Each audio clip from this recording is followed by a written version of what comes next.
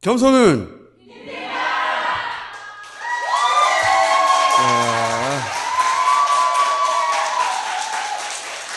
자, 다스베이더 345회 시작하겠습니다.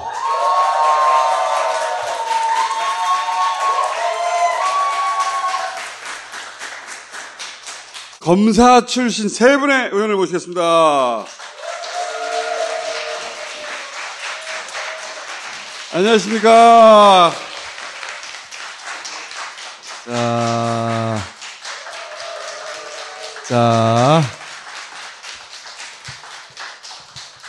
자, 기수로는 우리 이건태 의원님이 가장 기수가 높고, 네.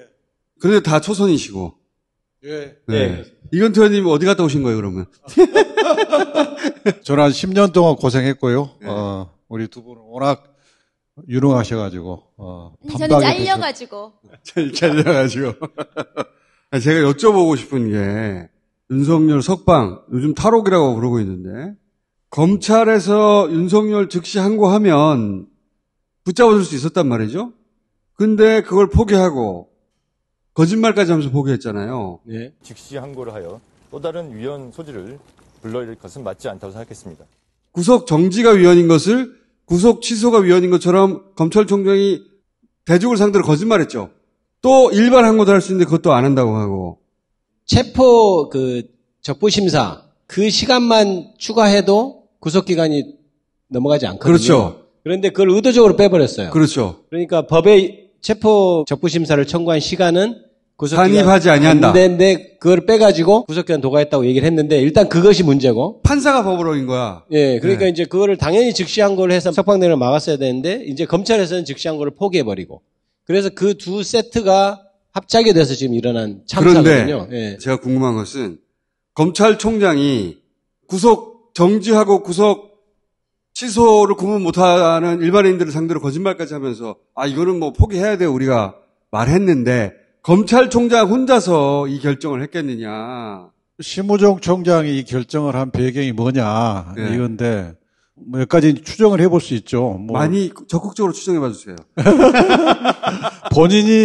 본인을 검찰총장으로 만들어준 윤석열 대통령에 대한 보온 심리가 엄청 강해서 또 하나는 이제 김성훈 경호처 차장 영장을 3번이나 기각한 그 부분. 경호처장이 구속되면 안 되는. 경호처를 구속하면 검찰에 뭔가 잘못이 폭로될 수도 있는. 또 하나는 에어폰 서버가 털리면 검찰이 나올까봐. 예. 이런 추정이고. 또 하나는 검찰 지휘부가 관련돼 있다면 결국 검찰 지휘부가 내란 관여죄로 수사를 받아야 하는 상황이 되잖아요. 또 마지막 하나는 이제 지금 민정수석이 검찰국장 때 심우정 총장이 모셨단 말이에요. 아주 각별한 사이죠. 심우정 총장이 될 때 지금 민정수석이 강력히 청구했지 않겠는가. 이 사태에 대해서 모든 법률적 문제를 김재원 민정수석이 관여하지 않을 수 없는 입장이잖아요. 그러면 김재원 민정수석이 총장한테 아주 강력한 압박을 가했을 수도 있다. 네, 그 말씀 맞고 그런데 이게 심우정하고 또 박세현 서울고검장 의견이 달랐다는 거잖아요. 수사팀은 즉시항고 의견이었고 그런데 그 특수보훈 지침이나 우리가 대검의 수사지휘권을 보면 법에 있는 거를 하지 못하게 할 권한은 없거든요. 심우정 입장에서는 이게 지휘권 남용인데 그런 굉장히 큰 법적 부담을 감수하고서라도 이거를 포기를 해버렸단 말이죠. 그렇죠. 그럼 다른 내막이 있는 것인가? 김성훈에 대한 영장도 계속 기각하는 거, 플러스 계엄 당일날 대검의 방첩사하고의 전화통화, 그런 거에 대한 우려 때문 아니었는가. 이런 지금 의심이 드는 거거든요. 그러니까 방첩사령관이 선관위 서버 포렌식 관련해가지고 국정원과 검찰에서 올 것이다. 그렇죠. 실제로 그 대검 지금 간부가 전화 통화했다는 거잖아요. 방첩사 대령이 그날 통화했다. 그 새벽에 무슨 안부 전화했다는 건데. 12시 반하고 3시에 무슨 안부 전화를 해요. 그러니까요. 그래서 새벽 3시에. 그런 부분이 지금 드러나야 되는데 안 드러나고 있고. 그게 드러나면 그 윗선 당연히 있었죠. 그 대검에서 만일에 방첩사하고 전화통화가 이루어졌다면 그것은 심우정이 모르는 상태에서 그게 진행될 수는 없는 거거든요. 그게 만일에 뭐 그게 포렌식 맞다면. 하는 부장검사라는 거죠? 그렇죠. 대검에, 예, 과학사부, 예. 계엄이 선포된 날에 12시하고 새벽 3시에 방첩사 대령하고 통화를 했다고 하는데 지금 뭐라고 해명하냐면 뭐 안부 정도 나누는 사이다. 계엄이 일어나서 뭐 걱정돼서 전화했다고 하는데 새벽에. 그때 방첩사 사람들하고 왜 안부 전화를 합니까? 그러니까 추정하기를 그때 가기로 돼 있는데 계엄이 너무 빨리 해제돼가지고 그래서 가다가 돌아왔거나 가려고 하다가 말았거나 지시한 사람이 드러날까봐 가라고 했다면 그것은 대검이고 검찰총장이고 그런 거죠. 그러면 이제 내란의 주요 종사자가 될 수 있는 거 아니에요, 검찰총장이. 이렇게 이제 쭉 의심하는 사람들 있잖아요. 그렇죠. 이건태 의원님. 이제 아까 제가 이제 세 가지 경우의 수를 말씀드렸는데 검찰이 내란과 관련되어 있는 혐의로 수사받을 수 있는 상황, 그게 있다면 저는 그게 가장 큰 요인이 아닐까 것이다. 이렇게 생각합니다. 왜냐면 이거 너무 위험하고 너무 위험합니다. 너무 욕먹을 일이고 네. 그런 일인데도 해버렸잖아요. 네. 과학수사 담당자 2명이 선관위에 가기로 했다 하는 이제 증언까지 나왔잖아요. 대검의 발표는 그 담당자는 그날 12시 넘어서 대검에 출근한 게 확인이 됐고 또 3시경인가 퇴근한 게 확인이 됐으니까 그러면 선관위 안 갔다는 게 확인된 거 아니냐. 근데 그것만 가지고는 설명이 안 되죠. 그 사이에 뭔가 있을 수도 있는 거고. 그래서 그것만 가지고는 다 설명이 안 돼요. 그 사이에 왔다가 돌아갈 수도 있죠. 2번이나 방첩사의 간부하고 통화가 했다. 매우 이상하잖아요. 새벽에. 네, 국민들이 잘 납득을 못할 그때 안부 전화했다는 게 말이 안 되죠. 수사팀은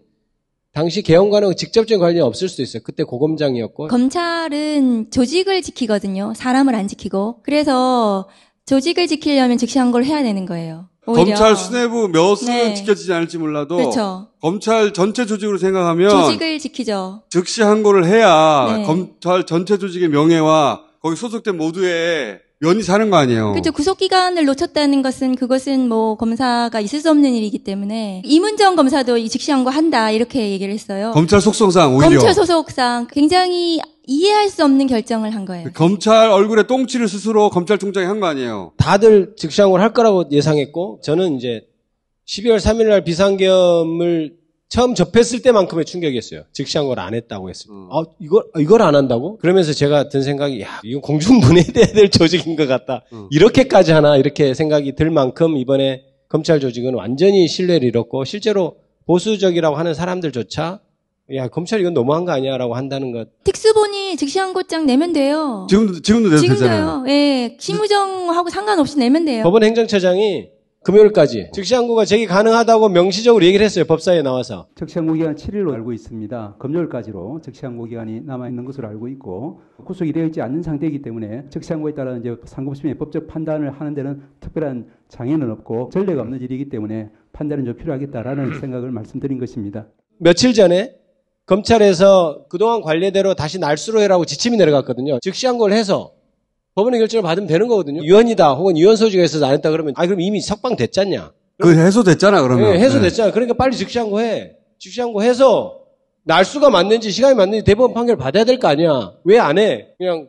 본안에서 다투기로 했습니다. 그래서 제가 뭐라 그러냐면 즉시항고 하면 곧 항고심 나올 거고 또 며칠 내에 또 대법원 결정 나올 텐데 윤석열 니네가 즉시항고 안 해서 풀어줬다고 금방 들통나니까 안 하는 거 아니야? 그래서 즉시항고를 안 한다고 저는 생각해요. 아니, 본안에서는 다툴 방법이 없어요. 구속기간이 도과됐는지 여부는 전혀 재판 대상이 아니에요. 법원 행정처장이 지금이라도 즉시항고 해라 라고 답을 했으면 검찰총장은 지금이라도 즉시항고 해야죠. 그렇죠.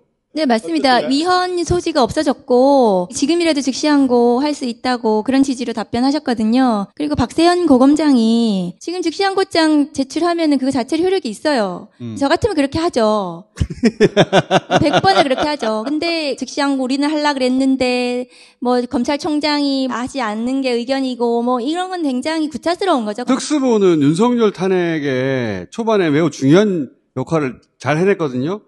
이 군사령관들 수사 이거 잘 해놓고 윤석열 석방에 기여한 역할을 왜 자처하는 거죠? 처음에 김용현 구속하고 할 때는 검찰이 어쨌든 검찰권을 가지고 주도권을 가지고 이 판에 뛰어든 거예요. 윤석열은 버리고 나중에 대선판이나 이럴 때 좀 목소리 좀 내려고 했었는데 그 사이에 굉장히 많은 막 시간과 이 변수와 막 선동과 이런 것들이 일어나면서 이게 이제 흔들린 거예요. 진짜. 검찰 조직의 특성을 보면 그게 이해가 갑니다. 총장이 결국 즉시항고하지 말라고 지시를 내렸잖아요. 검찰 조직상 검사들이 총장의 명을 어기고 하기는 굉장히 힘들어요. 징계받아요. 실질상 힘들고 내가 이거 즉시항고장 제출하고 나 사표 쓸게요.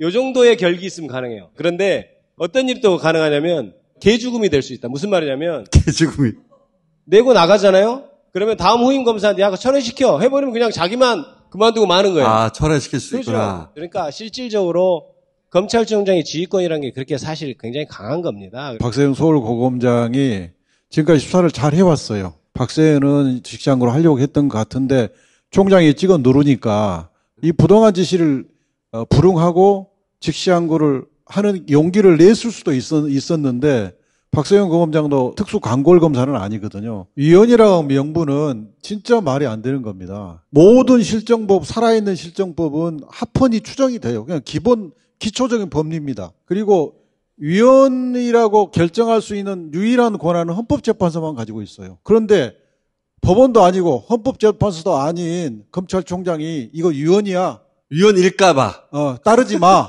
일까봐. 그렇게 판단하고 지시했다는 것은 그 자체가 직권남용이라는 걸 법리적으로 볼 때는 자백하는 꼴이에요. 법이란 게 뭡니까? 국회에서 법안을 내고 소위원회에 회부돼서 소위원회 토론을 하고 상임위원회에서 또 전체 결의를 거치고 본회의에서 표결을 해서 대통령한테 보내서 공포를 하고 그렇게 해서 법이 만들어집니다. 일개 검사가 위헌일 것 같아서 안 하는 게 아닌 거예요. 그렇게 결정을 하지 않아요. 위헌일까봐 안 하는 이런 일이 없어요. 그런 일도 없고 2012년에 구속 집행정지에 대해서 위헌 결정 내렸을 때 2015년인가 김주현 차관하고 그때 논쟁이 있었어요. 그때 다 안 된다 된다 하다가 결국 구속 취소는 즉시항고를 할 수 있는 것으로 남겨놓은 거예요. 김주현 민정수석이야말로 정확하게 그게 위헌이 아니라는 걸 알고 있는 거죠. 그렇죠. 부사수였던 지금 검찰총장이 위헌 핑계를 댄다는 게 더더욱 그렇죠. 말이 안 되는 거죠. 다 알고 하는 거잖아요. 다 위헌이 안 된다는 것도 지금 즉시항고 해도 된다는 것도 알면서 그렇게 거짓말하면서까지 풀어줬는데 그 이유가 도대체 뭘까? 검찰 수뇌부가 내란에 연루되었을 가능성이 있다. 그렇게 추정하지 않으면 도저히 이해가 안 간다. 그거를 그렇다고 치면 지기현 판사 혼자서 이 결정을 한 겁니까? 진짜 이해가 안 가잖아요. 지기현 판사의 이번 구속 취소 결정은 법을 위반한 거예요. 그러니까 형사소송법 214조의 이 13항 체포적부심 그 기간을 산입하지 않는다. 산입하지 아니한다. 그렇게 규정이 되어 있어요. 네. 체포적부심도 검사들은 날로 계산을 해왔어요, 이때까지. 때까지는. 그러니까 모든 걸 저희는 날로 계산을 했어요.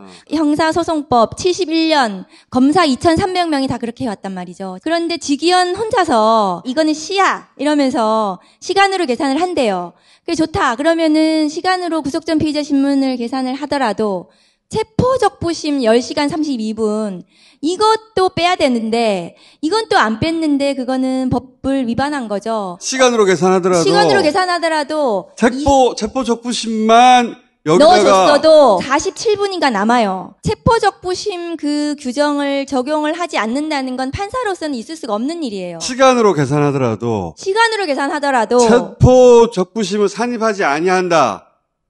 요걸 법대로 했으면 검찰총장이 검사장 회의를 해가지고 막 시간을 끌었잖아요. 그걸 다 계산해도 여전히 남아요. 구속 취소를 위한 결정인 거예요. 그 결정은. 지기현 판사는 왜 그랬을까 그럼?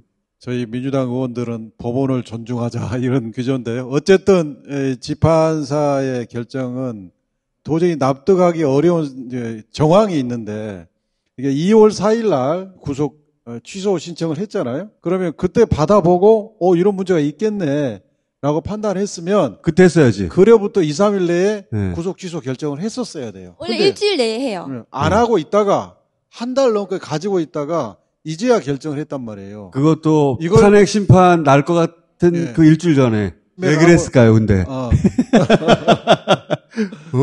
71년 동안 아무도 그렇게 하지 않았는데 이 사람만 그렇게 했느냐. 지기현 판사가 이 사건 내란 사건의 주임 판사 1심 판사가 됐을 때 극우 폭동 세력들의 공격이 굉장히 심했어요. 중국 사람 같다고 막 이렇게 얘기를 하고 중국 사람 같다. 서울 서부지방법원에 폭동이 일어났잖아요. 그런 이유에서였는지 무슨 이유였는지는 알 수가 없는데 이것은 판사라면 할 수 없는 결정이에요. 있는 법을 적용하지 않은 불법인 거예요, 이것은. 71년 동안 아무도 안 했다고. 법무부 차관도 와가지고 자기도 날로 계산했다고. 우리 모두 날로 계산해가지고 했어요. 그러니까 지금 즉시 항고를 하지 않아야 된다고 생각하는 검사는 제가 장담컨대 전국에 한 2,500명의 검사 중에 심우정 검사가 유일할 거고요. 시간으로 계산해야 된다. 날로 계산은 안 된다고 판단하는 판사는 아마 3,000명 판사 중에 지기현 판사가 저는 유일할 거라고 생각합니다. 결론을 정해놓고 갖다 맞춘 거예요. 그건 명백한 사실이에요. 그러니까 풀어주겠다고 마음 먹고 한 건데 그 배경을 말씀하시는데 법원 내부에서 무슨 전체적으로 음모 있고 이렇게까지는 저는 사실 생각하지는 않는 편이에요. 법원 내부는 아니어도 지기현 판사의 결정에 영향을 준 법조 커넥션은 있지 않을까? 라는 의심들을 사람들이 하잖아요. 검찰 오비들이 엄청나게 움직였을 거라고 저는 봐요. 총장한테도 찾아가고 아마 그랬을 거라고 저는 생각해요. 보수적인 법조, 그러니까 꼭 검찰만 그러겠어요? 굉장히 보수적인 법원에 그런 오비들이 있을 거예요. 그 사람들도 저는 동원해서, 왜냐하면 저쪽의 내란 세력은 이게 잘못되면 자기가 죽어요. 그럼 무슨 짓을 못 하겠어요. 그러니까 가서 그렇게 했을 가능성은 저는 충분히 있다고 봅니다. 굉장히 어려운 결정이잖아요. 바보가 아닌 이상 이 결정으로 인해서 자신의 명성이나 미래나 이게 굉장히 위태로울 수도 있다. 이런 그렇죠. 생각을 했을 텐데. 내란 우두머리 법정형이 사형 무기밖에 없는 중대범죄이죠. 이런 사건을 저렇게 어처구니 없는 사유로 이유로, 예. 풀어주는 일은 그러니까 상상할 수가 없죠. 사고 상상할 수 없는 일. 인적으로 가까운 사람들이 그걸 통해서 좀 설득하지 않았을까 이런 가능성이 있다고 봅니다. 누구요, 누구? 그건 뭐죠? 제가 수사권이 있다면 한번 해보겠습니다만. 이게 결국은 다 헌재 판결에 영향을 주려고 하는 그런 목적인 네. 걸로 보여요. 그러면 헌재 판결이 이번 주 금요일 날지 안 날지 전혀 모르겠고 그 다음 주 월요일로 넘어갈 수 있다는 얘기하는 분들도 있고 세 분은 어떻게 생각하세요? 저는 금요일 날 거라고 생각합니다. 근데 이제 선고하는 날짜도 당사자가 받고 변호인도 받은 게 확인이 돼야 선고일을 공고하는데 그러면 선고일 공고 못하게 하려면은 안 받으면 되겠네? 윤석열은 충분히 그럴 수 있지 않나? 그래서 오늘 하루 종일 그런 소문이 돌았다고. 진작에 갔는데 안 받았다. 그래서 확인이 안 되고 있어요. 그거는. 피청구인한테도 송달을 하지만 우리 소추인인 법사위원장한테도 송달을 하거든요. 근데 처음에 이제 출석하러 갈 때는 우편 송달을 하지만 지금은 이제 뭐 전화로 알린다든지 전자적으로 알린다든지 문자로 알린다든지 이게 지금 가능하도록 돼 있더라고요. 그래서 송달이 그렇게 어렵지는 않을 것 같아요. 박근혜 대통령 때는 이틀 전에 오후 한 5시경에 알렸다고 그럽니다. 그러면 이제 금요일 날 하려면 오늘 오후 알렸어야 되는데 오늘 안 알렸단 말이에요. 그 기준에 보면 금요일은 아니지 않는가라고 생각하는 게 합리적인 것 같아요.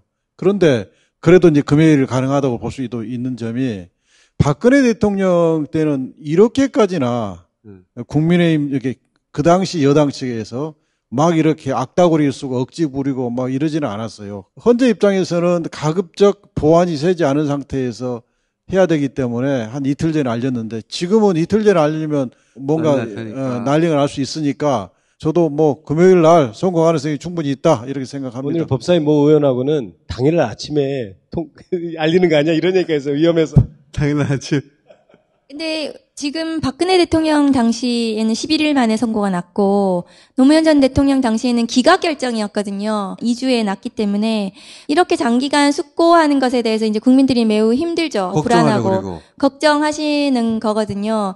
그런데 피청구인이 윤석열이다. 말도 안 되는 주장을 계속하고 있는 거예요, 지금도. 절차적인 적법성에 대해서 굉장히 많은 것을 주장을 해왔고, 그래서 헌법재판소 입장에서는 그것에 대한 일일이 그 판단을 다 해줘야 되거든요. 그래서 많이 걸리는 것이 아닌가 저는. 그러니까 결론이 달라지는 일은 없는데, 그런 거에 대해서 일일이 절차와 관련해서 계속 심의하고 숙고하고 평의하는 시간들이 많이 걸리고, 그래서 선고 날짜를 빨리 못 잡는 것도 있다. 선고 일자를 못 잡는 이유는 결론 때문은 아니고 이게 실체가 너무 명확한 거거든요. 헌법재판소에서 김기표 의원하고 저하고 매번 기일 때마다 가가지고 재판관들을 하고 질문하는 것도 보고 피청구인의 답변이나 이런 것들도 봤는데 전체적으로 실체가 달라질 일은 없고 절차적으로도 문제가 저희는 없습니다. 그러나 다만 그 일일이 주장하는 거에 대한 평의가 오래 길어지면서 선고 날짜를 빨리 잡지 못하는 부분은 있고, 그렇다면 헌법재판소에서는 그 부분을 전부 다 명확하게 하고 나서 헌법재판소만이 이 혼란스러운 상황을 종결시킬 수 있습니다. 지금 국회도 못하고 어느 기관도 어느 법원도 어떤 권력기관도 할 수가 없고 헌법재판소만이 이 결단을 내려줘야 되기 때문에. 그럼 금요일 날 안 할 수 또 있다가. 그러니까 헌법재판소에서 선고와 관련해서 윤석열 탄핵과 관련해서 더 이상 브리핑은 없다고 했어요. 그러면 날짜가 곧 잡힐 것이다. 하나 더 좀 말씀드리고 싶은 것은 헌법학자회의라고 있잖아요. 예. 79쪽인가 하는 상세한 의견서를 내셨어요. 107분의 헌법 교수님들로 구성되어 있어요. 공동 대표가 3분인데 그중에 2분이 헌법연구원장을 하셨어요. 헌법연구원장은 헌법재판소 부설연구원이죠. 권위 있는 헌법학자들 모임이에요. 근데 이분들이 윤석열 측에서 주장하는 것을 하나하나 판단해서 반박을 했어요. 이것은 명백히 위헌이고 파면 결정을 해야 된다고 매우 상세히 판단을 해놨어요. 그래서 그것만 그냥 옮겨놓으면 헌법 결정문이 될 정도로 그런 결정이에요. 그래서 그것도 헌재에 제출돼 있다. 제출돼 있습니다. 그 양반들이 걱정이 돼가지고 혹여 선거문 쓸 때 좀 참조하라고 우리가 다 얘기해봤는데 이거 빠져나갈 데가 없어. 후배들에게 주는 참고서 같은 거네요. 그렇죠. 무거운분들이네. 예. 헌법재판관 누군가가 만약에 탄핵 신청을 기각을 하려면 그 107분의 우리 국내의 저명한 학자들로 비판을 받아야 돼요. 국가의 미래를 생각하고 본인이 지금까지 가져온 명예를 지키려고 하겠죠. 이건태 의원님이 책임지세요, 그럼. 제가 책임지겠습니다. 세 분이 다 책임지세요, 그러면. 알겠습니다. 제가 책임지겠습니다. 책임집니다. 자, 세 분이 다 책임지기로 했으니까 여기까지 듣겠습니다. 감사합니다. 감사합니다.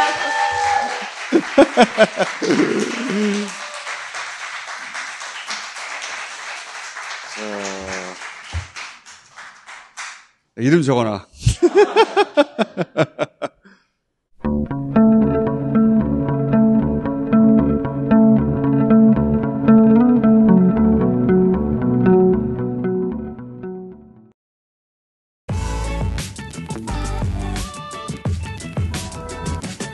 맛있다. 어쨌든.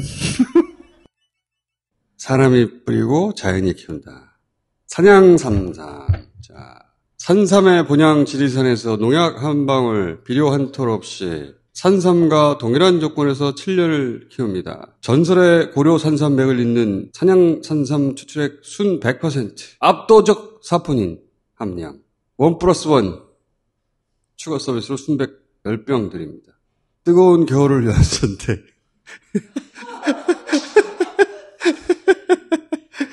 사람들이 좀 야한 것 같아, 이거. 산삼 순백. 안녕하세요, 이상민입니다. 오늘 소개해드릴 제품은 애플 비데의 가장 인기 있는 모델 통변 비데입니다. 겉만 씻는 비데가 아니라 속까지 개운하게 케어해주는 비데라고 하는데요. 써본 분들이 아주 극찬을 하시더라고요. 대체 얼마나 개운하길래 그런지 제가 직접 확인해봤습니다. 왜 이렇게 안 나와?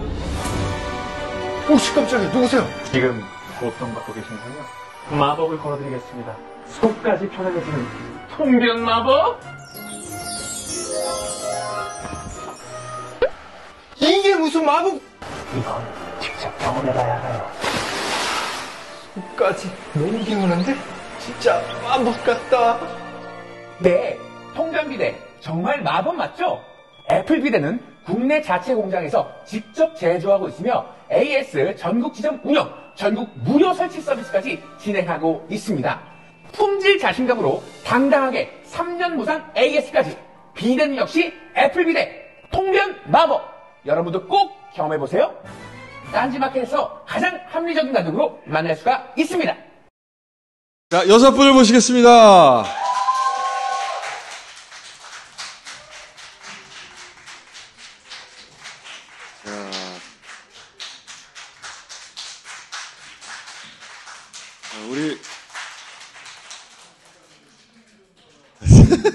왜 테이블이 이쪽에 있는 거야? 저 사람들은 어떻게 해? 제가 서빙을 할게요. 의원님이 나설 수는 없으니까. 오늘 알랑멜리아 수입을 더 안 할 수도 있거든요. 진짜 너무 싸게 팔고 있거든요. 35% 할인된 금액에 넥타도 있고 포도 주스도 있고 노알콜 와인도 있고 술 못 드시는 분들 요걸로 기분 내시면 좋을 것 같아요. 이건 노영희 변호사님의 이야기를 들어봐야 됩니다. 노영희 변호사는 사실대로 말하기 때문에. 네, 너무 맛있어요. 아니 내가 지금까지 여기서 광고한 제품 중에 제일 맛있네. 진짜요. 이거 네. 꼭 사세요. 되게 싸다. 네, 지금 뭐 4만 원대. 무조건 사세요. 근데 이게 술은 맞아요? 아닌 것 같은데? 술은 아니에요. 네. 그럼 뭐예요 이게? 노알콜 와인, 노알콜 와인. 뭐, 이렇게 보시면 됩니다. 우리 네. 거업은 여기 전혀 도움이 안 되는 사람인데 그동안. 너무 달아요.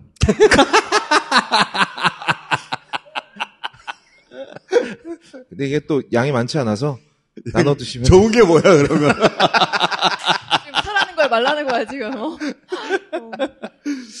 자, 내가 낫다니까 거업보다. 거업보다 내가 낫다니까. 제가 단 거 별로 안 좋아하는데 상쾌한 단맛이 원래 단맛이 끈끈하잖아요 입에. 먹고 나면 성격이 좋아져. 내가 알잖아. 내 성격 별로 안 좋잖아.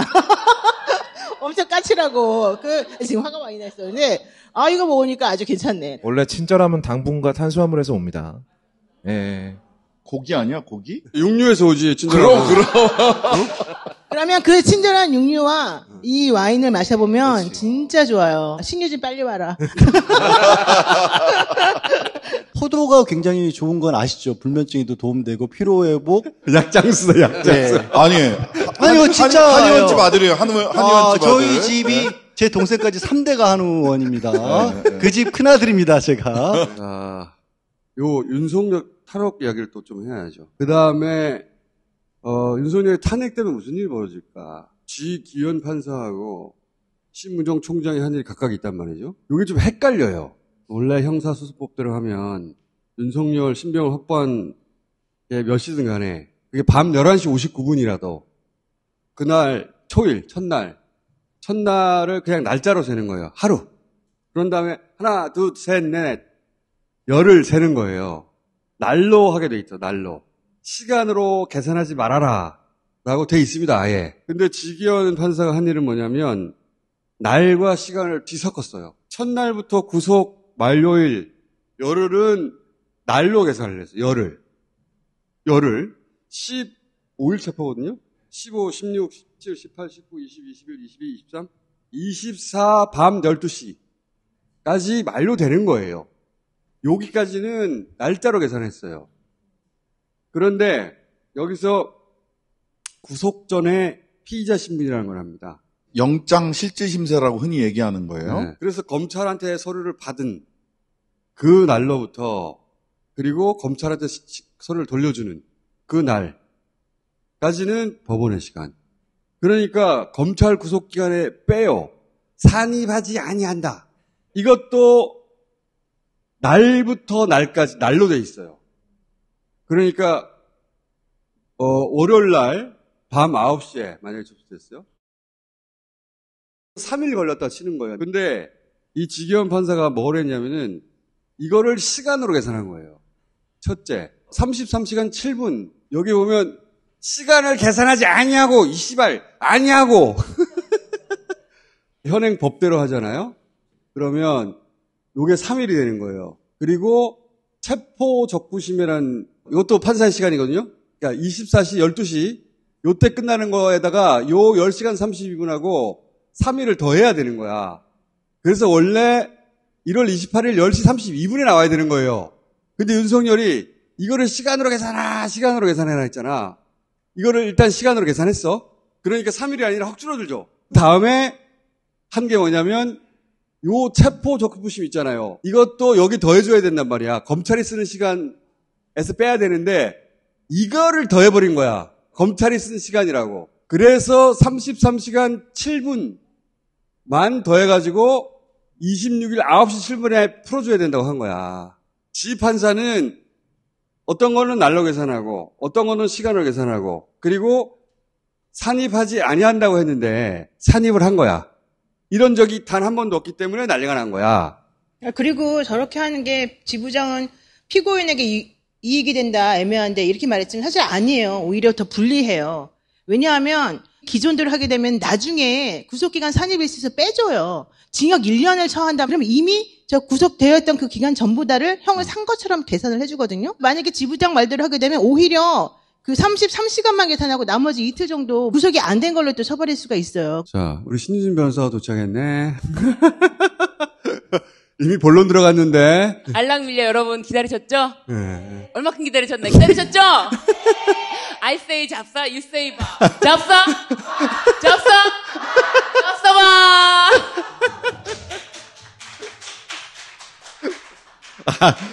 난 이게 제일 웃겨. I say 잡사? You say 봐. You say 봐. 이 집판사가 일관되게 시간만 정형한 것도 아니에요. 처음에는 24 곱하기 11 이렇게 계산한 줄 나도 알았어. 근데 꼼꼼하게 계산해보니까 그게 아니야. 가능하면 짧게 만들려고 한 거예요. 일로 할 땐 일로 하고 시간으로 할 때는 시간으로 해가지고 그리고 산입하지 아니한다는 걸 산입해버린 거야. 검찰이 쓴 시간으로 산입했다는 거예요. 검찰이 쓴 시간으로. 자기가 써놓고. 판사가 쓴 시간인데 검사가 쓴 시간으로 산입한 다음에 검사니들은 니들 시간 다 썼어 이렇게 해버린 거죠. 검찰총장은 그럼에도 불구하고 즉시 항고라는 걸 하면 돼. 그러면 윤석열 못 나와. 상급시 판단이 날 때까지. 그러면 이 헌재 판결 날 때까지 못 날 거란 말이지. 근데 그 전에 풀어줬어야 하는 거야. 즉시 항고를 포기하면서 검찰이 윤석열이 나온 거예요. 집판사가 한 제일 골 때리는 것은 체포적부심. 그거요, 그거. 체포적부심 산입하지 아니한다고 명백하게 돼 있는 거를 그거를 검찰 시간으로 넣어버린 거야.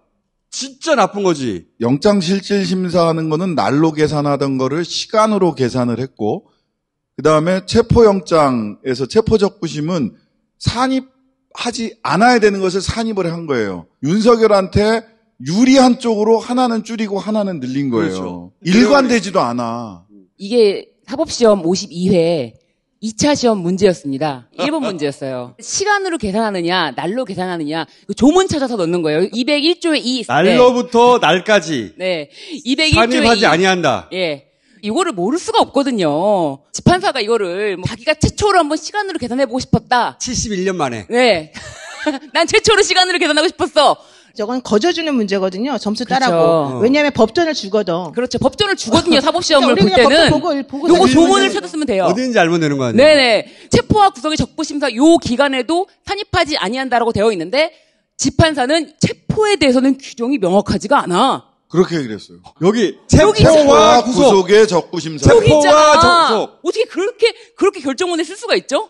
산입하지 아니한다. 씨발 산입하지 아니한다. 뒤에 씨발 써 있잖아. 산입하지 아니한다. 씨발. 체포 적부심 기간에 대해서 구속영장에 산입하지 않아. 이거 명확하지 않아. 그러면서 여기 써 있잖아. 그렇죠. 체포라고. 체포와 씨발이라고 써 있잖아. 체포와 씨발. 2022년에 3년 전에 주석형사소송법이라는 책을 냅니다. 거기에 공동 저자로 지기현 부장판사가 참여를 하고요. 그거는 법원에서 쓰는 교과서 같은 거든 거기에 날로 계산한다고 본인도 썼어요. 산입하지 아니한다. 씨발 써 있잖아 여기. 크게 동그랗게 써 있잖아. 씨발. 진짜 씨발이라고 써 있어? 착한 사람 눈에만 보여. 안 보여. 착한 사람 눈에만 보여. 자기만 보여? 난 안 보여. 난 보이는데 착한 사람 눈에만 보여요. 아, 진짜요? 이거 안 보여? 가로치고 씨발이라고 써 있는 거? 난 안 보여. 착한 사람 눈에만 보이는 그러면 거야. 좋아. 내가 이거 하나 마시고 난 다음에 성격 좋아진다. 다시 한번 볼게요. 내가 이제 읽어볼게. 제202조, 제203조이 205조를 적용할 때는 그 구속기간에 씨발 산입하지 아니한다. 위치가 다르네, 위치가. 그냥 보여, 이제 보여. 다른 나이가 먹고 법조문이야. 나니까 보인다, 보여. 위치가 달라, 교과서가 달라. 나는 맨 마지막에 씨발 있는데. 땡! 법조문이 달라. 구속기간에 씨발 산입하지 아니한다? 여기는 구속기간에 산입하지 아니한다, 씨발. 여러분도 한번 읽어보세요. 하나 마시고. 아니, 이게 오해의 소지 같은 게 없잖아. 산입하지 아니한다. 요거를 산입한 거예요. 어디에? 검찰이 쓴 시간에 이 시간은 판사가 쓴 시간이야. 이게 제일 악의적이에요. 악의적이에요. 만들어낸 거 새로. 네, 규정이 없다. 규정이 있잖아. 그리고 이 앞에도 있잖아. 시간을 계산하지 아니하고 씨발. 초일 불산입이라고요. 이게 민사는 초일 산입, 형사는 초일 불산입. 그러니까 11시 50분, 밤 11시 50분에 구속되었어도 하루를 치는 거지. 10분만 구속돼 있어도. 그렇지. 이거는 피의자한테 좋은 거예요. 피의자한테 좋은 거예요. 그래서 그때부터 하나, 둘, 셋, 넷 손가락으로 센다니까. 이거는 윤석열한테 유리한 거야. 그런데 뭐가 불리하냐면 실질심사라고 우리가 흔히 하는 거. 이것도 날로 돼 있거든. 날부터 날까지 씨발 이렇게 돼 있잖아. 여기도 씨발이 있어? 난 또 안 보이는데. 좀 이따 다시 읽어봐 볼 거야. 하나 더 마시고. 밑에만 보이는 거 아니야? 그 구속 기간에 이번에는 이렇게 보이네. 그 구속 기간에 산입하지 아니한다 씨발 이렇게 보이네. 이게 다르네. 이게 위치가 다르네. 야, 국회의원이 되니까 이게 제일 불편하네. 그러니까 보이는 대로 읽을 수가 없어. 나도 분명히 보이는데 읽을 수가 없어. 날로 돼 있고 산입하지 않아야 한다고 돼 있는데 여기서는 요거를 시간으로 바꾼 거예요. 시간으로 바꾼 다음에 이걸 줄여.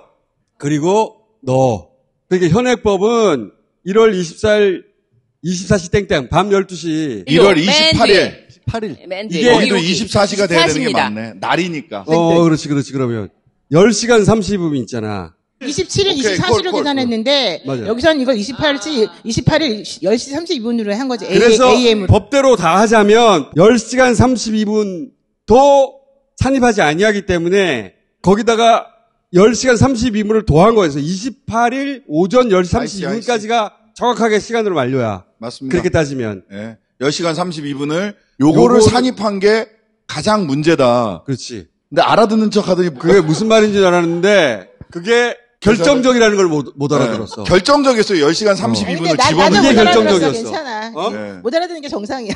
이걸 어떻게 알아들어? 근데 진짜 아니, 너무 근데- 짜증나지 않아요? 이런 걸 우리가 왜 알아야 되냐고 진짜.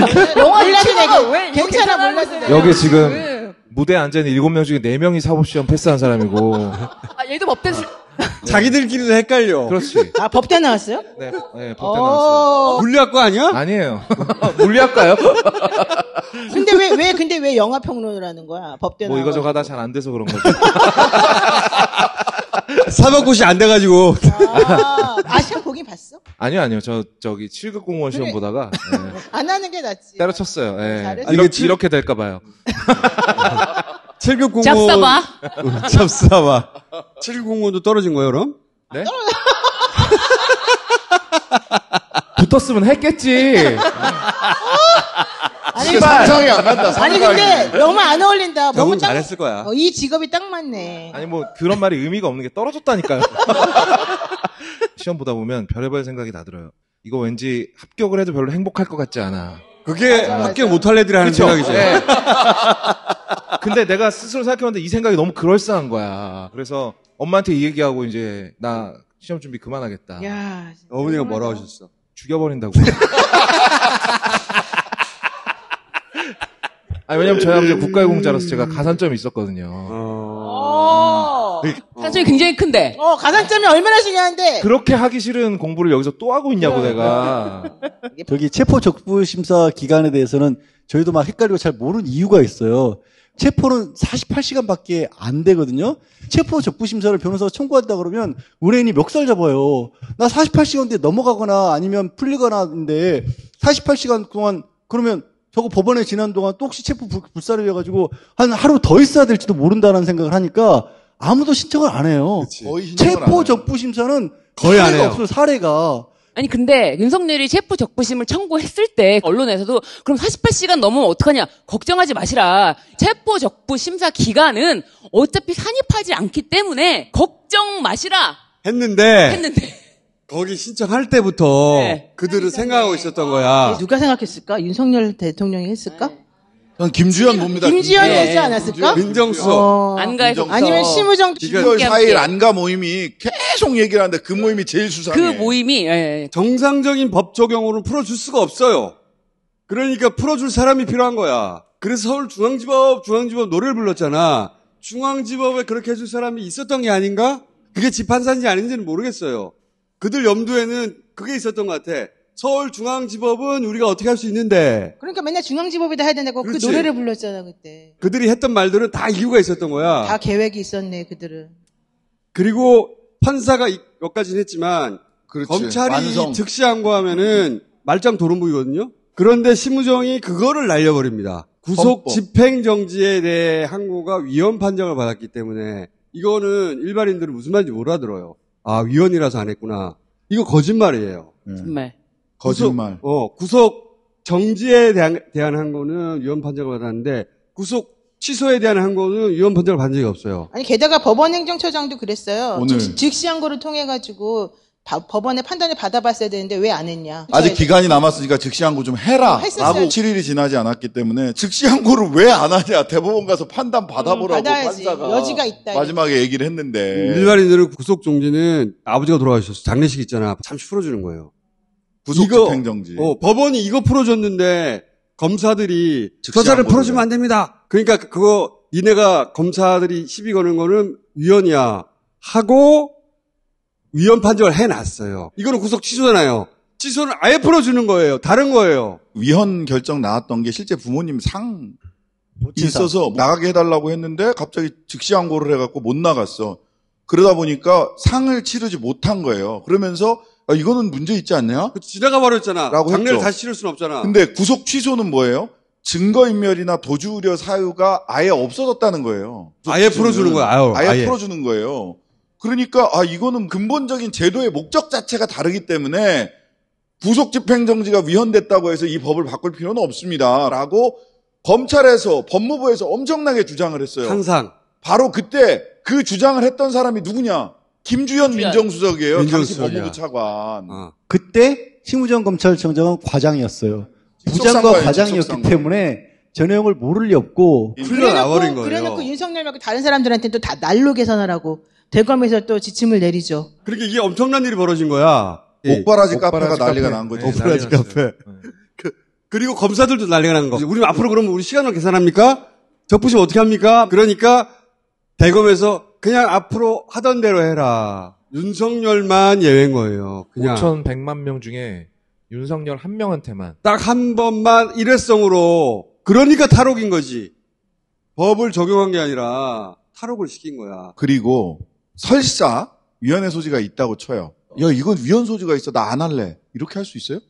대한민국의 어떤 공무원이 그렇게 할 수 있어요? 그렇게 따지면 기소를 전혀 못해. 뭐 다 전부 다 무죄 소지가 있는 무죄 거잖아. 나오면 어떡해? 무죄 나오면 어떡하지? 무죄 나오면 어떡해? 무죄의 우려가 기소가 안 되는 있어. 거지. 공무원이 스스로 혼자서 판단을 해서 이거 위헌의 소지가 있어. 난 안 할래. 그럼 우리만 좋다. 변호사만. 그치?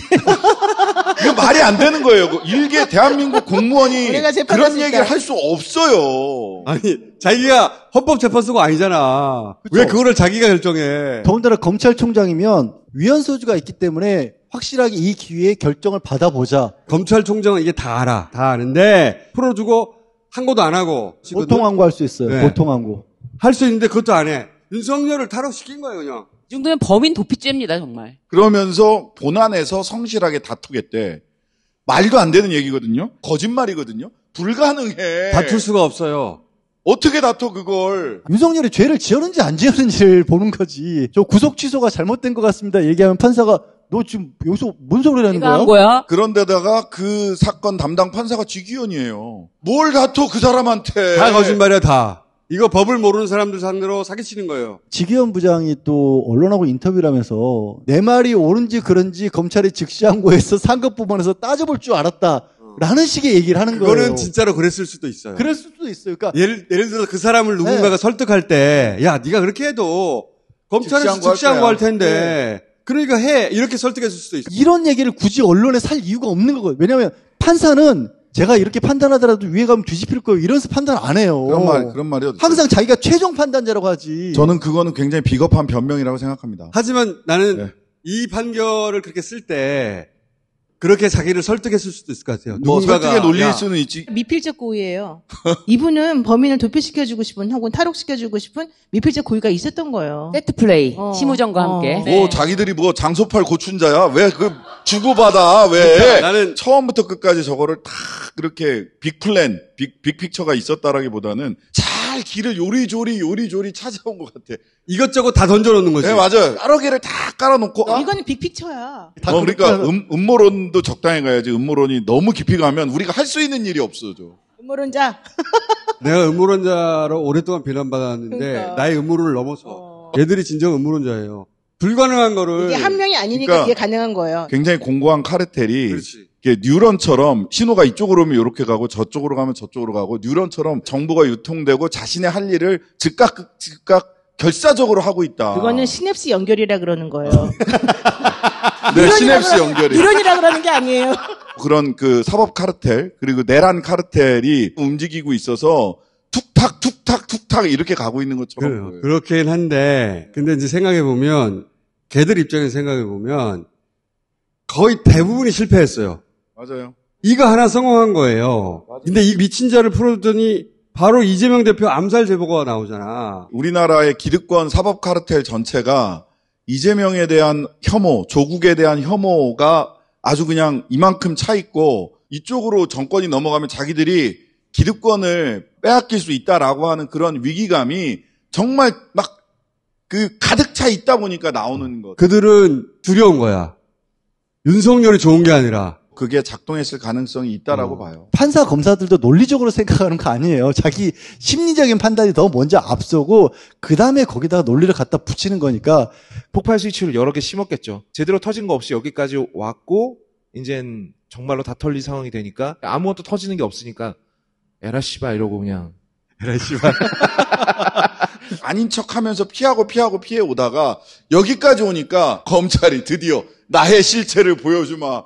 윤석열 석방하고 검찰이 최종 빌런이 수뇌부 등장을 한 거죠. 나는 수뇌부만 그렇다고 봐요. 네, 뭐 수뇌부가 네. 등장을 해버린 거예요. 은폐를 위해서 선한 척 보이게 했던 사람들까지 이제 다 드러나게 되는 거죠. 수뇌부 일부가 살려고 검찰 전체를 물귀신으로 끌고 들어가고 있는 거예요 지금. 그다음에 이제 게임에서 보면 파이널 보스가 하나 더 나온 마지막 스테이지. 아직 안 나왔죠? 아직 안 나오셨어요. 네, 아직 안 나왔죠? 네. 누구를 예상합니까? 파이널 보스를. 다 알면서. 건희 언니. 건희 언니. 건희 언니 파이널 나와야 보스. 돼. 그럼. 파이널 보스. 그렇지, 파이널 보스. 스픽스에서 그 결정 나기 며칠 전에 단독이라고 그래가지고 취재를 해서 하나 터트린 게 하나 있었어요. 김건희 씨가 사람들을 만나러 바깥에 많이 돌아다닌다. 그래서 누구를 만났냐. 그랬을 때 그 두 명의 이름이 나왔거든요. 근데 그 중에 한 명이 뭐뭐뭐 수석이었어요. 뭐뭐뭐 수석? 뭐뭐뭐 수석이. 그 우리가 지금 말한 그 수석을 말하는 거예요? 저는 몰라요. 자, 근데 이 탄핵이 인용됐다고 쳐봐. 그럼 일단은 그구들이 탄핵을 인정할 수 없다고 난리법석을 이제 필 거 아니에요? 그리고 윤석열이 관저에서 바로 나오겠냐 이거야. 절대 안 나온다. 고소를 해야죠. 입건을 해야지. 문제는 사인을 안 해줄 거다 이런 얘기인 거죠. 범죄는 성립을 하는데 관저를 불법 점유하고 있게 되잖아. 퇴거불응죄가 될 거예요. 퇴거불응죄. 세 번 외쳐야 돼. 나와라. 나와라. 한 세 번 정도 경고를 외치고, 하고요. 그다음에 안 나오면 대집행한다. 퇴거불응죄로 해서 집행을 하면 돼요. 집주인이 정부니까. 없잖아, 지금. 그러니까. 행안부 장관 없지. 경찰청장 해야지. 국가 원래 대신해서 하는 거니까 세상목이야지. 법무부 장관이 해야 돼요. 법무부 장관이. 법무부 장관도 지금 탄핵이야. 퇴거 요청을 해야 되고 법무부에서 차관이 그러면 퇴거 차관이 요청을 해야 되고 퇴거 요청을 했을 때 퇴거 불응하면 경찰이 가서 집행해야 돼요. 현행범 체포하면 되잖아. 퇴거 불응하면 현행범 체포도 현행범이야. 할 수 있지. 근데 제가 걱정하는 건 시간을 달라 어쩌고 저쩌고 뭐 이렇게 얘기할 거예요. 박근혜 씨는 이틀 만에 나왔어요, 관저에서. 네. 근데 문제는 뭐냐면 태극기 부대가 한남동으로 또 다 몰려갈 겁니다. 그치. 대통령을 지키겠다라고 하면서 당연하지. 극우 아스팔트 부대와 경찰들 간에 충돌이 벌어질 수 있어요. 정광훈 인해 장벽을 칠 거예요. 정광훈 씨가 사랑제일교회 그때 나오라 그랬는데 안 나와가지고 결국 못했잖아요. 그렇지. 화염병 던지고 난리 났어. 그때랑 아마 비슷한 행동이 나올 수도 있다. 근데 언제 나올 수밖에 없냐, 내 생각에는 조기 대선이 공고되면 탄핵 순간에 조기 대선은 기정사실이 되는 거예요. 3월 10일에 탄핵이 됐어요, 박근혜가. 그러자 행자부가 선거일을 딱 임시로 정했어요. 5월 9일로. 이거는 국무회의에서 선거일을 지정을 해요. 최상목이 해야 된다는 얘기야. 사유 발생 10일 안에 지정을 해야 돼요. 그 황교안한테는 어떻게 했냐? 5일 동안 안 했어. 그래서 사람들이 야, 너 출마하려고 그러냐? 그래서 황교안이 대선 불출마한다고 하고 나서 5일 있다가 했거든? 만약에 3월 14일이라고 치자. 그러면 3월 24일까지는 국무회의를 거쳐서 선거를 공고를 해야 돼요. 그러면 최소 열흘 동안은 윤석열은 안 나온다는 얘기예요. 그때 다 몰려가겠지. 10일 이내에 그러면 결국 최상목이 할까? 그것도 모르죠. 그 앞에 가서 진짜 목숨 걸고 막으려고 할 거예요. 인용이 돼도 난리 법석이 있을 거예요. 난리 법석이. 미리 대비해야 돼요. 그러니까 최상목 대행은 늦게 할 것 같은 게 왜냐면 이제 윤석열을 치워야 된단 말이야. 근데 그 기간을 최대한 늦추려고 하겠죠. 공고를 안 할 수는 없어요. 그럼 대통령이 없는 나라가 되잖아. 대통령이 없는 나라가 된다고 씨발. 윤석열이라면 괜찮은 것 같아.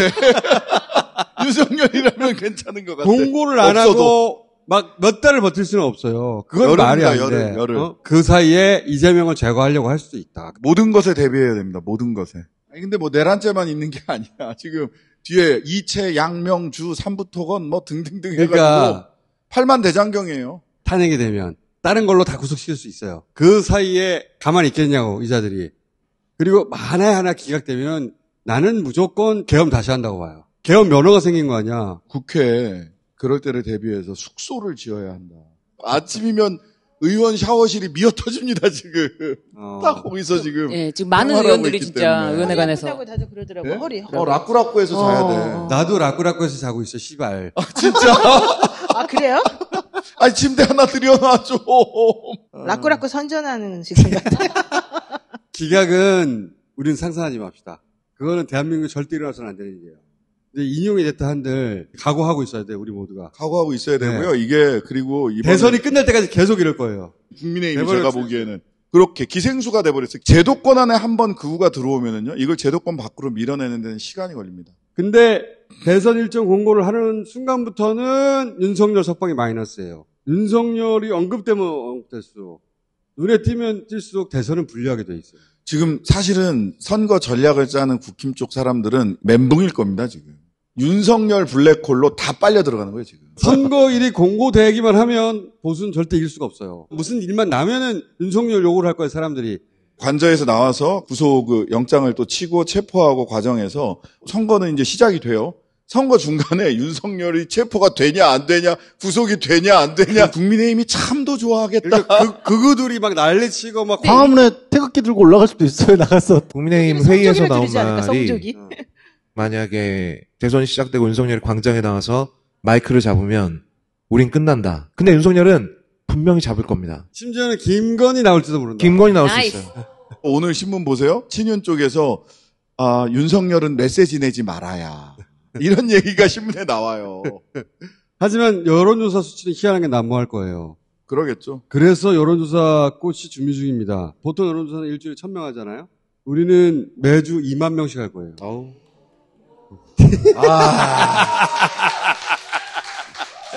다 쓰고 망할 거야. 그런 조사 해줘요. 이 윤석열 대통령이 우리 대통령이라고 생각한다면 나는 다음 대선에 투표하지 않겠다. 윤석열은 아직 대통령이므로 나는 투표하지 않아. 투표하지 않겠다. 어차피 부정선거기도 하고 하니까. 그 밑밥을 우리가 주자고. 너무 좋아. 사전선거는 어떻게 될 거야, 그럼 사전선거? 법을 바꿀 리가 없죠. 아마 안 한다고 하지 않을까, 그쪽에서는? 본투표에 다 하자고 얘기를 할 수 있죠. 자기도 손해지. 자, 그래서 인용이 되는 것으로 끝나지 않는다. 그 이후 대선이 끝나야 돼요. 그때까지는 이 밤이 지속될 것이다. 이기지 않으면 다음 날부터 탄핵하겠다고 할 거야. 아우 지긋지긋해. 헌재에서 파면이 되면은 그 다음에는 모든 고통과 수모 다 받을 준비가 되어 있습니다. 파면 선고면 되면은 괜찮습니다. 자중하세요. 그래, 맞아. 그 다음부터의 라꾸라꾸는 계속 잘 수 있어. 견딜만 하지.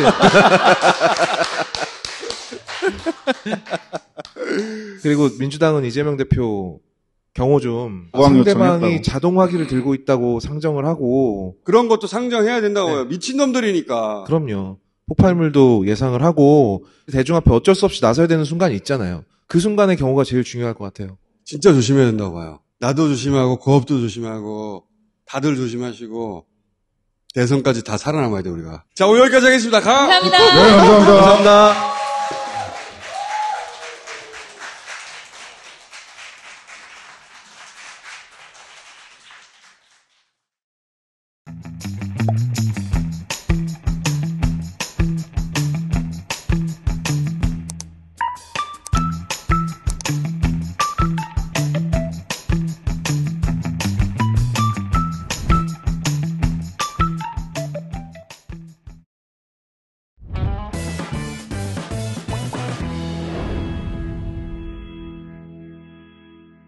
알랑밀리아.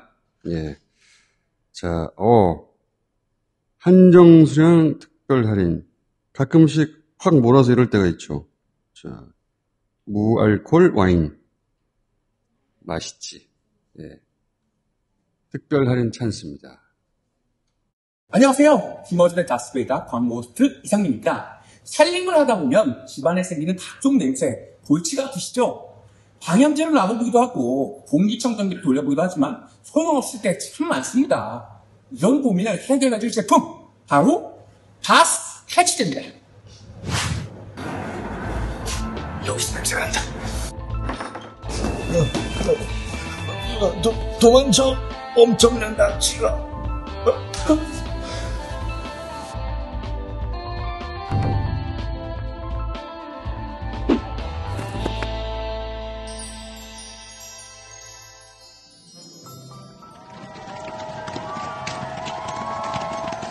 아주 멋진 냄새 해결사죠. 사용 환경에 따라 달라지겠지만 2개월 동안은 효과가 지속된다고 하니까 든든하기까지 합니다. 탈취에는 환기를 해주는 것이 가장 좋지만 환기가 어려운 곳에는 이 바스 탈취를 놔보세요. 딴지마켓에서 후기 확인하시고 직접 구매하실 수 있다고 하니까 한번 만나보십시오. 이상이었습니다. 철학자 박구영 교수를 모시겠습니다.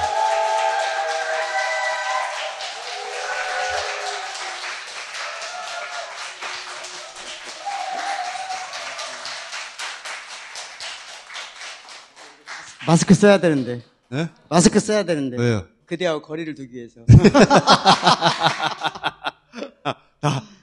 나하고 거리를 두라고 했다고 주변 사람들이. 네, 거리 두라고 했는데 나를 부르고 그래요. 거리에 뒀잖아, 이렇게.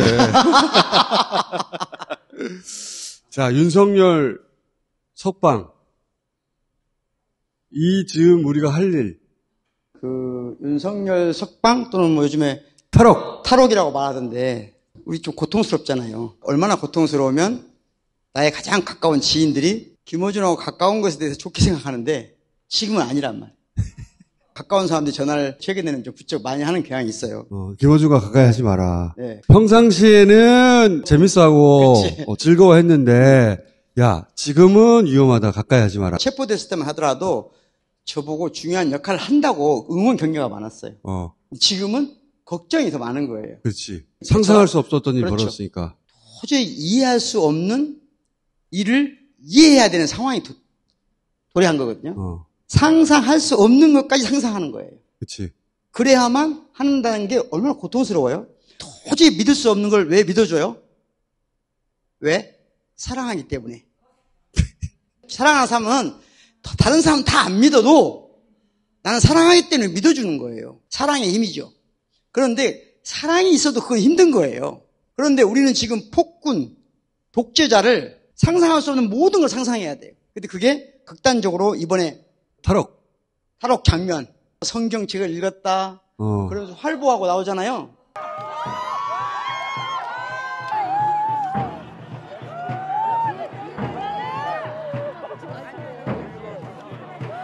개선 장군이야, 퍼레이드야. 상식이란 말이 영어로는 common sense잖아요.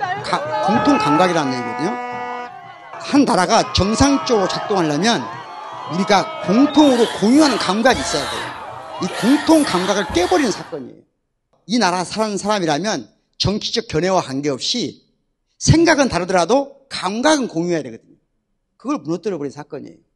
굉장히 힘들죠. 그래서 저도 사실은 이 일 있고 나서 다시 한번 파시즘을 연구해 봐야 되겠다. 파시즘 역사를 쭉 연구해 보니까 크게 3단계가 있더라고요. 첫 번째는 왕정이 무너진 다음에 등장하는 새로운 형태의 기이한 독재 형태거든요. 첫 번째가 1차 세계대전부터 2차 세계대전 사이에서 일어난 파시즘이에요. 이게 주요 국가가 어디냐면 독일, 이탈리아, 스페인이죠. 독일의 히틀러, 이탈리아의 무솔리니, 스페인의 프랑코. 1차 세계대전에서 패전국인 독일. 그래서 승리했지만 실제로는 중요한 많은 것들을 잃어버리고 별것을 못 받은 이탈리아. 그러니까 기본적인 박탈감이거든요. 이 박탈감과 함께 생겨난 첫 번째 유형의 파시즘이 있어요. 두 번째 유형의 파시즘이 뭐냐면은 2차 세계대전부터 1990년대까지예요. 이걸 냉전 시기라고 해요. 흔히 말하면. 냉전 체제 구축하에서 제3세계에 발생했던 군사 쿠데타예요. 우리도 그 시기를 겪었죠. 남미도 있고, 예. 우리도 있고. 남미도 있고, 우리도 있고. 칠레의 피노체트가 가장 잔인한 인물 중에 하나였거든요. 이 냉전 시기에 제3세계에서 군사 쿠데타를 통해서 장기 집권한 사람. 우리로 말하면 박정희죠. 피노체트가 물러난 게 1990년입니다. 이 시기가 바로 냉전이 종식된 시기예요. 냉전이 종식된 이후로 유일하게 발생한 군사 쿠데타예요. 우리나라에. 전 세계 어디에도 없는 피노체트 이후에 실질적으로 온전한 의미에서 군사 쿠데타를 일으킨 최초의 인물이에요. 그런데 1990년대 이후에 나타난 새로운 유형의 파시즘이 있어요. 이 파시즘들이 등장할 때 하나 특징이 있어요. 정권을 잃은 세력들, 특히 우파들이 대중한테 인기가 있는, 하지만 자기들이 컨트롤할 수 있다고 생각하는 인물을 지지해요. 트럼프, 무솔리니, 프랑코 다 그렇게 등장했어요. 심지어 피노체트도 마찬가지예요. 우파가 자기가 권력을 잃으면 극우적인 성향을 띈 어떤 사람이 등장을 해요. 그리고 그 사람을 정치적으로 이용할 수 있다고 착각해요. 그러니까 우파가 권력을 잃었는데 그렇죠. 자기들보다 훨씬 극단적인 주장을 하고 인기가 있는 인물을 끌어들인다? 끌어들인다, 이죠. 내부 안으로 끌어들여요. 그리고 아주 빠른 시간 내에 그 사람에 의해서 점령당해요. 거의 똑같더라고요, 패턴이. 그런 방식으로 1차 파시즘, 2차 군사독재, 3차는 뭐냐? 극우 세력의 등장이거든요, 유럽에서. 근데 유럽은 의원내각제고 유럽은 그 경험을 명확히 했어요. 아, 이 친구들을 끌어들이는 순간 우파 전체가 망한다. 차라리 대연정을 하자. 독일에서 많이 실시하는. 이탈리아는 그게 안 된 거예요. 이탈리아는 극우 정당이 상당히 오랫동안 집권을 했고, 그리고 미국에 트럼프가 있는 거예요. 이 모든 세력이 가지고 있는 공통된 특징을 제가 쭉 정리를 해봤어요. 윤석열이 다 가지고 있어. 1세대는 뭐라고요? 1세대는 1919년, 즉 1차 세계대전이 끝나고 2차 세계대전이 끝날 때까지 서유럽에서 발생한 파시즘. 2차는 2차 세계대전 이후로 1990년대까지 냉전체계 동안에 있었던 주로 제3세계 국가의 군사 쿠데타에 의한 장기 집권, 장기 독재. 3유형은 다시 1세계 내에 3세계가 생겨나요. 이게 이제 철학적 용어긴 한데, 미국은 미국인데 미국 안에 실제 삶의 수준이 3세계 수준으로 추락하는 것이 나타나기 시작해요. 미국 서유럽에서 그동안 자기가 주류라고 생각했던 사람들이 3세계로 추락한단 말이에요. 자, 이 사람들을 정치적으로 동원을 하는 파시즘이 생겨나기 시작해요. 미국의 자동차 산업의 노동자라든가 러스벨트라 이런 거죠. 백인들, 자기들이 과거에는 주였는데 오케이. 지금까지 주도권을 가졌다고 생각했는데 상실했다고 두려움 가는 세력이 강력한 추종 세력으로 등장한다는 거거든요. 세 번째, 새로운 유형의 독재예요. 트럼프는. 윤석열이가 이 트럼프와 유사성을 가지고 보여주고 있거든요. 이 세 가지를 다 가졌다? 예, 다 가지고 있다. 이 공통점이 뭐냐면요. 첫 번째, 히틀러, 가다피, 트럼프가 모두 주장하는 게 뭐냐면 좌파 폭정으로부터 나라를 구해야 된다. 이 얘기를 반드시 합니다. 다 똑같이 해요. 그러면서 이 사람들은 뭘 하냐? 우리가 국가를 보호하는 유일한 세력이다. 이게 보호자 페르소나를 가면을 쓰는 거예요. 좌파로부터 우리를 보호하는 예. 구세주야, 구세주. 그렇죠. 우리나라 똑같이 있죠. 좌파 폭정으로부터 나라를 구한다. 두 번째 유형은 뭐냐면 반국가 세력을 척결해야 된다. 반드시 내세우면 다 똑같습니다. 반국가 세력을 정의하는 가장 중요한 건 오래전부터 정치 신학, 즉 적을 먼저 적시해라는 거거든요. 우리 편이 누군지는 안 중요해요. 적을 적시하고 저 적을 척결하는 것. 이거 중요하게 생각한다. 세 번째가 뭐냐면 나라는 이미 병들었어. 병든 나라를 치유해야 돼요. 트럼프도 모든 연설에 항상 씁니다. 나는 병든 나라를 치료하러 왔다. 힐러야, 힐러. 그렇죠. 힐러라고 해요. 본인 스스로를. 여기에 엘리트들이 동조한다는 겁니다. 모든 파시스트들을 뒤에서 보이지 않는 조종자가 있어요. 그 사회의 이익집단, 이익연합이거든요. 엘리트 교육이 잘못되면 항상 이들이 나라를 치료한다는 명목으로 독재를, 지금도 마찬가지예요. 지금 예를 들자면 심우정 같은 사람도 내가 그렇다고 봐요. 네 번째는 뭐냐면 항상 뭔가 중요한 걸 잃고 있다. 원래 내 건데 저 반국가 세력 때문에 또는 좌파 네. 독재 때문에 뺏겼어. 그렇죠. 내 거를. 그래서 박탈된 거야. 박탈. 되찾아야 되고 네. 그러면서 사회가 병들어 있는 걸 고쳐야 돼. 그렇죠. 그걸 어떤 단위로 말하냐는 그때그때 달라요. 남성들이 주로 기득권 세력이었는데 뭔가 뺏긴 것 같다. 그러면 그걸 자극해. 백인이 그런 것 같다. 백인을 자극해. 전통적인 가족의 가치를 소중하게 생각하는 사람들한테는 뭘 얘기해요? 가족이 파괴되고 있다. 제이디 벤스 같은 경우는 뭐예요? 아이를 낳지 않는 것. 그런 식으로 뭔가를 적을 적시하면서 불안감을 조종하고 공동체를 박탈감으로 몰아가는 거죠. 여기서 끝나는 게 아니고 다섯 번째는 항상 이들은 폭력의 불가피성을 반드시 말합니다. 공통된 지칭은. 폭력. 이 부분이 중요한 거예요. 군사 쿠데타는 폭력을 노골적으로 정당화시키지는 않아요. 폭력을 쓰긴 하지만. 그런데 트럼프도 마찬가지고 히틀러도 마찬가지인데 암묵적으로 폭력을 주둔합니다. 이게 무서운 거예요. 실제로 지금 우리나라도 그 지경에 처음 간 거예요. 그렇죠. 윤석열이 자기 때문에 고초를 겪고 있는 사람들 나오길 바란다. 그러면 군 사령관들하고 그다음에 서부지법 폭도들에 대해서 그 폭력에 대해서 용인하는 발언을 한 거예요. 지가 만약에 탄핵 기각되면 풀어줄 거, 그렇죠. 풀어주려고 한다는 뜻과 마찬가지예요. 네. 네. 광장이 민주주의의 상징이기도 하지만 동시에 파시즘의 상징이기도 하거든요. 모든 파시즘은 광장에서의 추종이 없이는 불가능했어요. 광장 파시즘이라고 하는데 여기가 결정적인 차이점이에요. 헌재의 판결에 따라서 폭력을 쓰겠다 말겠다라는 표현 자체가 광장에서 마이크를 든 사람을 통해서 흘러나오는 그 순간 그 모든 사람들은 파시즘의 추종자들이다. 지금 현재 광장을 메우고 있는 두 세력이 이럴 수도 있고 저럴 수도 있다고 반영을 하는 미스미디어가 굉장히 큰 문제인 거예요. 마치 좌우 대립인 것처럼 보수와 진보의 대립인 것처럼 광장을 묘사하거든요. 이 자체가 내란 동조예요. 이건 광장 파시즘이지 광장 민주주의와 관계가 없는 거예요. 그리고 마지막으로 이 모든 독재자들의 특징이 뭐냐면 자기들은 희생자들을 대표한다고 생각해요. 항상 내가 올바른 일을 하기 때문에 희생을 당한다고 말해요. 항상. 윤석열도 그래요. 자기가 옳은 일을 하기 때문에 순교자. 옳은 일을 하기 때문에 고난받는다고 생각해요. 그런 생각을 하기 때문에 지난번 석방 또는 탈옥한 다음에 그런 표정이 나올 수 있는 거예요. 자기는 순교자예요. 거룩한 표정 지은 거야, 그게. 모든 걸 다 갖고 있어, 윤석열이는. 이전까지는 제가 우리 어준 씨한테 탄핵 이후에 그들로부터 공적, 정치적 권력을 박탈하면 내란은 끝난다고 말했는데 연구하면 할수록 파시즘이 윤석열이가 사라져도 새로운 윤석열을 맞이할 준비를 해나가고 있다. 그래서 저는 두 가지가 동시에 이루어져야 내란이 끝난다고 봐요. 즉 탄핵은 당연하고 탄핵이 안 된다는 건 상상도 하지 마세요. 당연하고 정권도 반드시 찾아오고 그런 다음에 무엇을 해야 되냐? 우리나라의 엘리트 양성 체계 전면적으로 제고해야 돼요.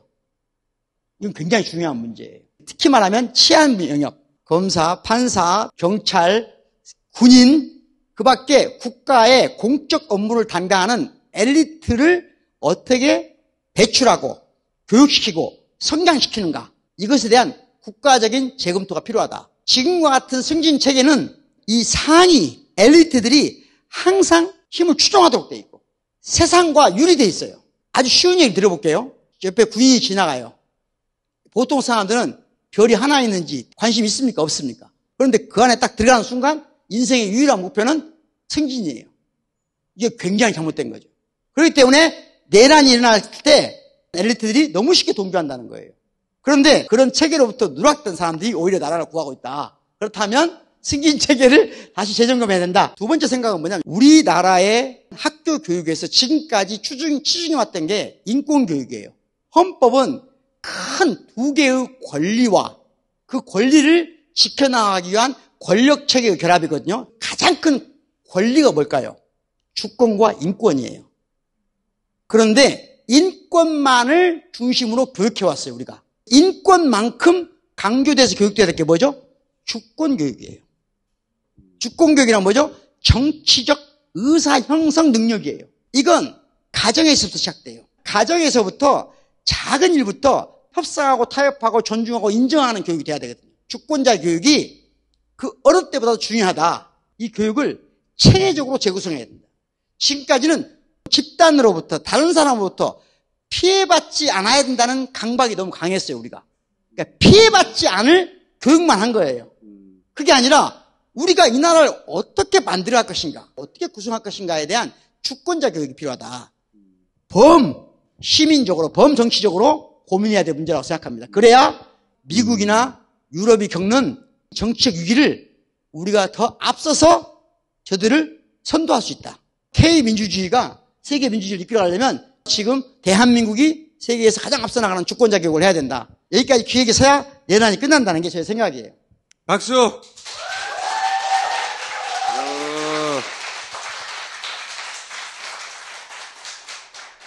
우리 박구영 교수님은 참 똑똑해요. 네. 진심은 그렇게 생각 안 하는 것 같아요.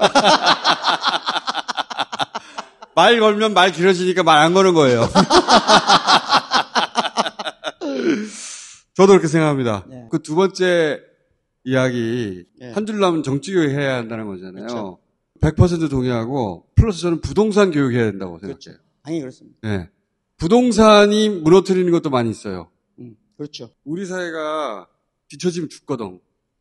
근데 잘 사는 방법이라는 게 하나는 교육, 그 다음엔 돈. 가장 큰 차이를 내는 게 뭐냐? 부동산. 부동산이 모든 가치 체계를 다 허물어뜨리고 있거든요. 그렇죠. 이 교육도 다시 해야 돼요. 그렇죠. 저희가 학교 다닐 때는 선생님들이 너무 보수화됐었어요, 당시에. 우리들끼리 배우는 것이 교수님한테 배우는 것보다 훨씬 신나고 재밌는 거예요. 근데 지금 학생들은 다른 맥락에서 지금 학생들의 욕망 구조에 맞지가 않아요. 교육 체계가. 대한민국은 이미 금융자본주의가 아주 중요한 나라예요. 실제로 산업자본주의에 생겨나는 부가가치보다 금융자본주의에 생겨나는 부가가치가 더 강해요. 20, 30대는 금융자본주의에서 내가 뭔가를 하지 않으면 망한다는 생각이 아주 강해요. 근데 학교 어디에도, 교육체계 어디에도 금융자본주의에 대한 이해를 안 가르쳐줘요. 관심이 없는 것처럼 몰라요. 그러니까 예를 들면 이재명 대표가 예전에 대선 지고 나서 2억을 주식에 투자했다니까 막 광기를 일으켜요. 이재명 대표 보고 공산주의자라고 비판하는 그들이. 말도 안 되는 얘기예요. 지금 20, 30대가 살아가는 세계는 우리가 원튼 원하지 않든 금융자본주의의 이론으로 살아가야 돼요. 그럼 그런 교육에 맞는 교육이 돼야 되거든요. 그렇죠? 그러니까 경제적 자유하고 재정적 자유도 구분하지 못해요, 사람들이. 경제적 자유 하는데 그건 인권이에요. 지금 그들이 말하는 내용은 재정적 자유예요. 시간이 충분한가요? 아니요. 아니에요? 아니, 제가 조용히 좀 있으려고 했거든요. 40분에 나를 지금 놀래서. 나 원래 충격을 잘 안 받아요. 이 다음은 뭔가? 그 다음을 하려고 석방을 시켰을 텐데 빨리 박구영 불러가지고 말을 시킨 다음에 우리도 그 다음을 해야 한다는 거거든요. 그렇죠. 교통사고가 나면 어떻게 되죠? 빨리 떠나고 싶어요. 빨리 떠나면 나중에 이 사고가 커집니까 작아집니까? 커져요. 교통사고 났을 때 괴롭죠. 고통스럽죠. 특히 내가 야기하지 않은 교통사고면 더 힘들어요. 그럴 때 끝날 때까지 현장에 있어야 되는 거예요. 사고 현장을 쉽게 벗어나면 안 돼요. 한 번도 겪어보지 않는 일 겪어야 되기 때문에 힘든 거거든요. 이제까지 우리가 쌓아왔던 문화적인 어떤 축적을 한 방에 무너뜨려서 생날, 폭력을 경험하게 하는 거거든요. 야만이거든요. 즉 야만으로 추락하려고 하는 이 위험성에 실천적으로 저항하지 않으면 야만은 문턱 앞에 와 있다. 이걸 잊으면 안 된다. 어디서 그런 표현을 많이 쓰던데 논평하지 말라고. 논평하지 마라 지금은. 실천적 낙관주의. 아무리 이론적으로 비관적이어도 실천적으로 낙관적이어야 돼요. 그리고 냉소주의와 결별해야 됩니다. 가장 부족한 사람들이 냉소주의를 좋아해요. 야, 세상 안 바뀌어? 그래봐야 무슨 소용이야. 야, 따지고 보면 다 똑같아. 이게 냉소주의예요. 냉소주의는 사실은 비겁한 거예요, 그냥. 그게 쿨하다고 착각하는. 있어요. 그건 쿨한 게 아니고 무서운 거예요. 그렇죠. 자기가 감당이 안 되니까 거기로부터 도망가는 거거든. 이번 주하고 다음 주에 많은 사람들이 도망갈까 말까. 도망가면 안 된다, 근데. 제가 사실은 어준 씨를 비롯한 대한미디어를 이끌고 있는 사람들한테 정말 진심으로 고마워요. 왜냐하면 이분들이 없었다면 이번 내란 못 막았습니다. 매거시 미디어로는 내란 못 막았어요. 이건 진실이에요. 대한 언론이 없었다면 끔찍한 세상이에요. 저는 텔레비전 아예 안 보고 신문도 안 봐요. 포털도 안 봐요. 그런다고 해서 제가 지금 대한민국 이 현실을 해석하는데 그 누구보다 뒤처질 것 같습니까? 대한민국 누구하고 얘기해도 이 대한민국 현실을 잊고 정치적 의견과 의사를 형성하는데 부족할 것 같습니까? 그렇지 않아요. 매거시 미디어에 또는 포털에 흔들리지 마라. 지금은 대한 미디어들을 믿고 가자. 그것만 가지고도 충분히 현실을 정확히 파악할 수 있다. 저는 애지간하면 동료들한테나 뭐에 글 쓰는 스타일은 아니거든요. 근데 지금은 이것이 실천입니다. 하고 있어요. 작은 거라도 하자. 혼자 오프라인 광장에 가서 혼자 온라인 광장에 가서 작은 저항을 하다 보면 형성되는 우리라는 의식이 생겨요. 그것이 유일한 위안이다. 알버트 까미가 한 유명한 말입니다. 저항하는 인간의 마지막 대목에 이런 말이에요. 나는 저항한다. 그러므로 우리는 존재한다. 그걸 믿고 저항하는 나들이 모여서 만든 우리, 그 우리가 대한민국을 구원할 것이다. 이렇게 믿고 가야 된다 생각합니다. 박수! 가죠? 자, 가요. 네, 고맙습니다.